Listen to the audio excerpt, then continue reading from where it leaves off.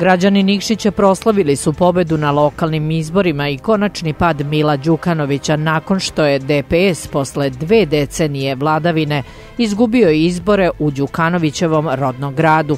Narod je na ulicama slavio pobedu, ispaljen je i veliki vatromet koji je obasjao nebo iznad Nikšića. Nakon zatvaranja birališta, Nikšićani su izašli na ulicu ubeđeni u sigurnu pobedu opozicionih stranaka na lokalnim izborima. Nakon što je u 21 sat nastupio policijski čas, građani sa svojih prozora i balkona proslavljali su ishod izbora. CEMI je na osnovu 100% obrađenih glasova izneo rezultate. DPS Mila Đukanovića, odnosno lista Evropski tim za Nikšić, osvojila je najviše glasova 40,4%, dok 2 opozicione liste imaju više od 50% glasova. Za budućnost Nikšića 25,9%, a Mir je naša nacija 23,2%.